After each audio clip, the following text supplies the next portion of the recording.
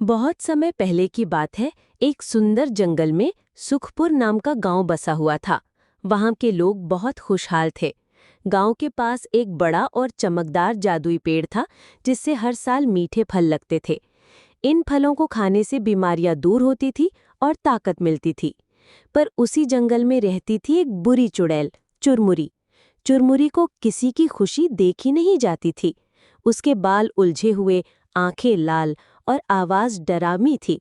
वो दिन रात कोई ना कोई चाल चलती रहती थी, ताकि गांव वालों को परेशान कर सके।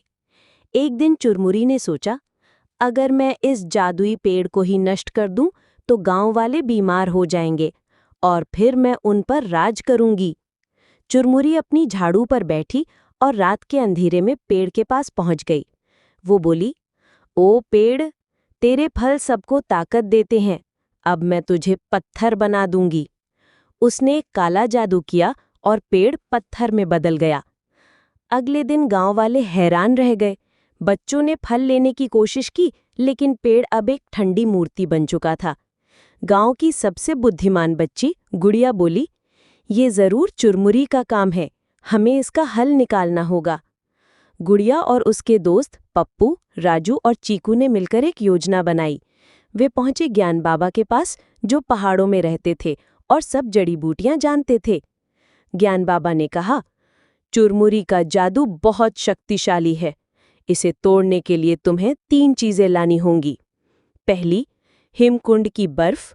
दूसरी, सूरज की किरणें संजोने वाला आईना। और तीसरी, एक सच्चे दिल वाला आंसू। बच्चे बिना डरे निकल पड़े। रास्ते में उन्हें कई मुश्किलें आईं, तेज हवाएं, भूखा भालू और जादुई धुंध। पर उन्होंने एक दूसरे का साथ नहीं छोड़ा।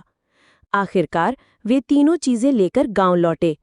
गुड़िया ने वो बर्फ पेड़ की जड़ों में रखी, आईने से सूरज की किरणें डाली और अपने आंसू पेड़ पर गिराए। एक तेज चमक हुई और पेड़ फिर से हरा भरा हो गया। गांव में खुशी की लहर दौड़ गई। पर चुरमुरी बहुत गुस्से में थी। उसने फिर से गांव पर हमला किया। इस बार बच्चों ने उसके खिलाफ मोर्चा संभाला। उन्होंने पेड़ से गिरे फल इकट्ठा किए और सबको बांटे। गांव के लोग ताकतवर हो गए और चुरमुरी को पकड़ लिया। चुरमुरी बोली, माफ कर दो, मुझे अकेलापन खलता था, इसलिए बुरा बन गई। गुड़िया मुस्कुराई और बोली, अगर तुम अच्छा बनना चाहो तो हम दोस्त बन सकते हैं। चुरमुरी को पहली बार किसी ने प्यार से बात की थी। उसकी आंखों में आंसू आ गए। उसने माफी मांगी और गांव में रहने लगी। अब वो बच्चों को जादू सिखाती है, पर सिर्फ अच्छे कामों के लिए। सीख: बुराई कभी भी सच्चे दिल और दोस्ती की ताकत से जीत नहीं सकती। प्यार, समझदारी और साहस से हर मुश्किल हल की जा सकती है।